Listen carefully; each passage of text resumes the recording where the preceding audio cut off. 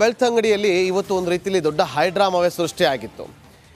ಬೆಳ್ತಂಗಡಿ ವಿಧಾನಸಭಾ ಕ್ಷೇತ್ರದ ಬಿಜೆಪಿ ಶಾಸಕ ಹರೀಶ್ ಪುಂಜಾ ಅವರು ಇವತ್ತು ಅರೆಸ್ಟ್ ಆಗ್ತಾರೆ ಎನ್ನುವ ಚರ್ಚೆಗಳು ದೊಡ್ಡ ಮಟ್ಟದಲ್ಲಿ ಆಗ್ತಾ ಇತ್ತು. ಅದೇ ರೀತಿಯಾದಂಥ ಬೆಳವಣಿಗೆ ಕೂಡ ಆಗ್ತಾ ಇತ್ತು. ಆದರೆ ಸದ್ಯಕ್ಕೆ ಸೇಫ್ ಅನ್ನುವ ಮಾಹಿತಿ ಈಗ ಲಭ್ಯವಾಗ್ತಾ ಇದೆ. ಪ್ರಮುಖವಾಗಿ ಬಿಜೆಪಿ ಶಾಸಕ ಹರೀಶ್ ಪುಂಜಾ ಸದ್ಯಕ್ಕೆ ಸೇಫ್ ಅನ್ನುವ ಮಾಹಿತಿ ಲಭ್ಯವಾಗ್ತಾ ಇದೆ. ಸದ್ಯಕ್ಕೆ ಅರೆಸ್ಟ್ ನಿರ್ಧಾರ ಏನಿತ್ತು ಅದನ್ನು ಕೈಬಿಟ್ಟಿದ್ದಾರೆ ಪೊಲೀಸರು. ಲಾ ಅಂಡ್ ಆರ್ಡರ್ ದೃಷ್ಟಿಯಿಂದ ಹಿಂದೆ ಸರಿದಂಥ ಪೊಲೀಸ್ ಇಲಾಖೆ ನೋಟಿಸ್ ಅನ್ನು ಕೊಟ್ಟು ವಿಚಾರಣೆಗೆ ಬನ್ನಿ ಅಂತ ಹೇಳಿ ಸೂಚನೆ ಕೊಟ್ಟು ಅಲ್ಲಿಂದ ತೆರಳಿದ್ದಾರೆ. ಹರೀಶ್ ಪುಂಜಾ ಮನೆ ಮುಂದೆ ಬೆಂಬಲಿಗರಿಂದ ಒಂದು ರೀತಿಯಲ್ಲಿ ಹೈಡ್ರಾಮಾವೇ ಸೃಷ್ಟಿಯಾಗಿತ್ತು. ಹೆಚ್ಚಿನ ಸಂಖ್ಯೆಯಲ್ಲಿ ಪೊಲೀಸ್ ಪಡೆ ಬರುತ್ತೆ, ಅರೆಸ್ಟ್ ಮಾಡೇ ಬಿಡ್ತಾರೆ ಅನ್ನುವ ಚರ್ಚೆಗಳಾಗ್ತಾ ಇತ್ತು. ಮನೆ ಬಾಗಿಲಿನ ವರೆಗೂ ಕೂಡ ಹೋಗೋದಕ್ಕೆ ಕಾರ್ಯಕರ್ತರು ಬಿಡೋದಿಲ್ಲ. ಆ ಪರಿ ಹೈಡ್ರಾಮಾ ಸೃಷ್ಟಿಯಾಗುತ್ತೆ ನೋಡಿ ನೀವೇ.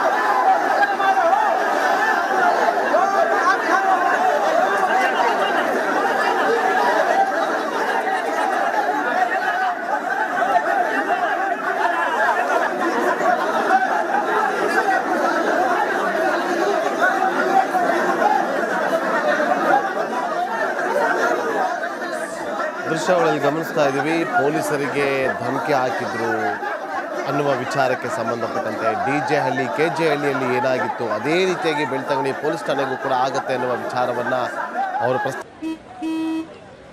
ನಡಿ ಈಗ ಶುರು ಮಾಡೋಣ. ಕೇಸರಿಯಿಂದ ಮನೋಲ್ಲಾಸ ಮನಸ್ಸು ಮತ್ತೇರಿ ಕುಣಿದಾಡಿದೆ ನೋಡು, ಮನಸ್ಸು ಮತ್ತೇರಿ ಕುಣಿದಾಡಿದೆ ನೋಡು. ಕ್ಷಣ ಕ್ಷಣವೂ ಆಚರಿಸಿ ಕೇಸರಿ ಹಬ್ಬ.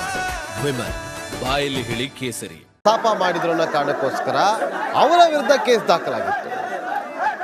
ಹಾಗಾಗಿ ಅವರನ್ನು ಅರೆಸ್ಟ್ ಮಾಡೋದಕ್ಕೆ ಅಂತೇಳಿ ಪೊಲೀಸರು ಹೋಗಿದ್ರು ಅನ್ನೋ ಚರ್ಚೆ ಶುರುವಾಗಿತ್ತು. ಯಾವಾಗ ಹರೀಶ್ ಪುಂಜಾ ಅವರನ್ನ ಅರೆಸ್ಟ್ ಮಾಡ್ತಾರಂತೆ ಪೊಲೀಸರು ಬಂದಿದ್ದಾರಂತೆ ಗೊತ್ತಾಗುತ್ತೋ ತಕ್ಷಣ ಕಾರ್ಯಕರ್ತರು ಕೂಡ ನಿವಾಸದ ಬಳಿ ಆಗಮಿಸ್ತಾರೆ. ಆ ಸಂದರ್ಭದಲ್ಲಿ ಬಿಜೆಪಿ ನಾಯಕರು ಕೂಡ ಬರ್ತಾರೆ. ಹೈಡ್ರಾಮಾ ಸೃಷ್ಟಿ ಆಗುತ್ತೆ. ಪೊಲೀಸರು ಆಮೇಲೆ ಚರ್ಚೆ ಮಾಡಿ ವಾಪಸ್ ಹೋಗ್ತಾರೆ. ಅರೆಸ್ಟ್ ಮಾಡೋದನ್ನ ಕೈ ಬಿಡ್ತಾರೆ ಅನ್ನುವ ಚರ್ಚೆಗಳು. ಭಾರತೀಯ ಜನತಾ ಪಾರ್ಟಿಯ ಕಾರ್ಯಕರ್ತರ ಶಕ್ತಿ ಏನಿದೆ ಅನ್ನುವಂಥದ್ದನ್ನು ಇವತ್ತು ಬೆಳ್ತಂಗಡಿಯ ಕಾರ್ಯಕರ್ತರು ತೋರಿಸಿಕೊಟ್ಟಿದ್ದಾರೆ.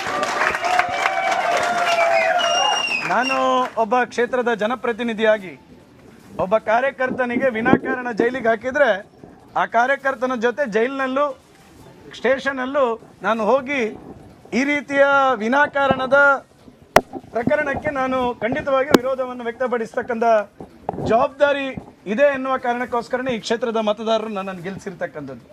ಆ ಕರ್ತವ್ಯವನ್ನು ನಾನು ಮೊನ್ನೆ ಮಾಡಿರ್ತಕ್ಕಂಥದ್ದು. ಒಬ್ಬ ಅಮಾಯಕ ಯಾವುದೇ ಆ ಪ್ರಕರಣದಲ್ಲಿ ಇಲ್ಲದಂಥ ಒಬ್ಬ ಭಾರತೀಯ ಜನತಾ ಪಾರ್ಟಿಯ ಯುವ ಮೋರ್ಚಾದ ಅಧ್ಯಕ್ಷನನ್ನು ಬಂಧನ ಮಾಡಿರ್ತಕ್ಕಂಥ ಇದನ್ನೆಲ್ಲವನ್ನು ಸ್ಪಷ್ಟವಾಗಿ ಮಾಧ್ಯಮದ ಮಿತ್ರರು ಜನರಿಗೆ ತಿಳಿಸಬೇಕು.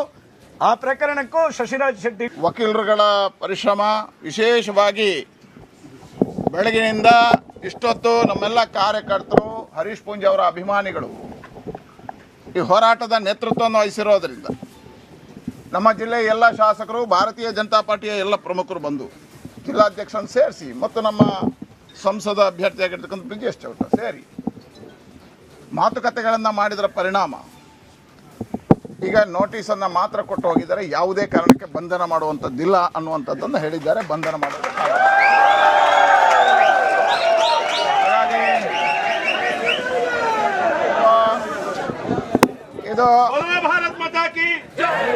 ಇದು ಮೊದಲ ಹಂತದ ಗೆಲುವು ಕಾರ್ಯಕರ್ತರು ಮತ್ತು ಹರೀಶ್ ಪುಂಜಾ ಅವರಿಗೆ ಆಗಿದೆ. ಮೊದಲ ಹಂತದ ಗೆಲುವು. ಎರಡನೇದು ಕಾನೂನಾತ್ಮಕವಾಗಿ ನಮ್ಮ ಪಾರ್ಟಿ ಮತ್ತು ನಮ್ಮ ನಾಯಕರೆಲ್ಲರೂ ಕಾನೂನಿಗೆ ಗೌರವ ಕೊಡ್ತಕ್ಕಂಥವ್ರು.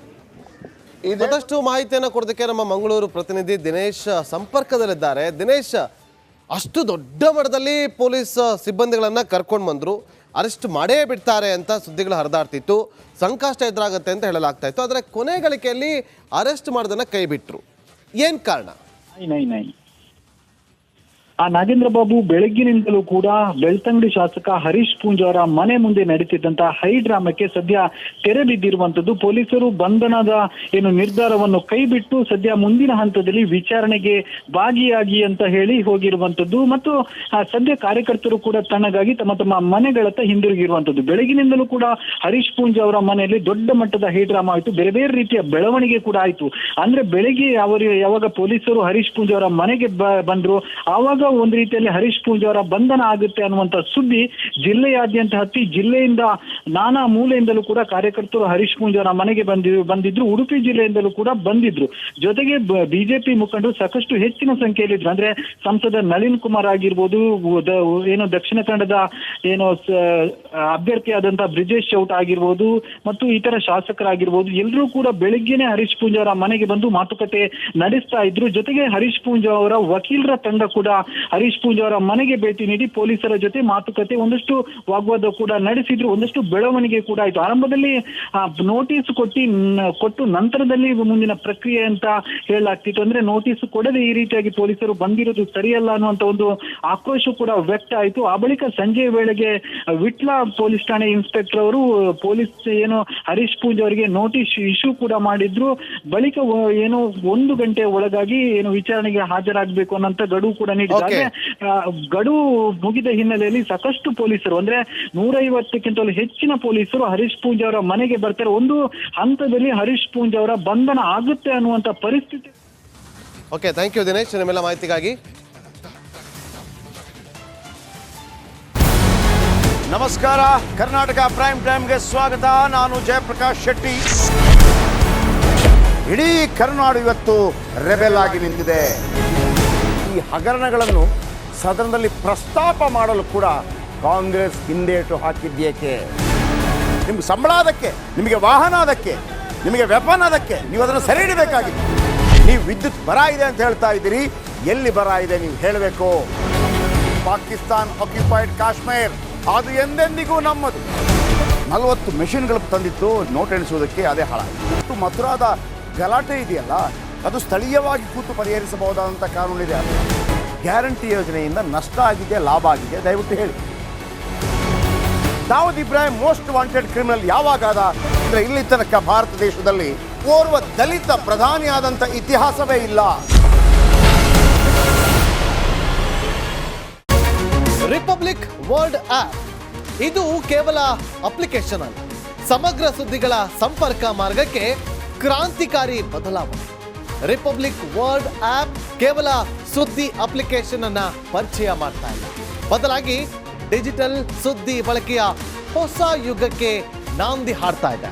ಇದೊಂದು ಬ್ರೇಕಿಂಗ್ ನ್ಯೂಸ್, ಪ್ರಭಾವಶಾಲಿ ಕಾರ್ಯಕ್ರಮಗಳಿಗೆ ಗಟ್ಟಿಯಾದ ವೇದಿಕೆ. ರಿಪಬ್ಲಿಕ್ ವರ್ಲ್ಡ್ ಅಪ್ಲಿಕೇಶನ್ ಈಗ ಲೈವ್ ಆಗಿದೆ. ಗೂಗಲ್ ಪ್ಲೇ ಸ್ಟೋರ್ ಮತ್ತು ಆಪಲ್ ಆಪ್ ಸ್ಟೋರ್ ಎರಡರಲ್ಲೂ ಲಭ್ಯವಿದೆ. ಈಗಲೇ ಡೌನ್ಲೋಡ್ ಮಾಡಿ.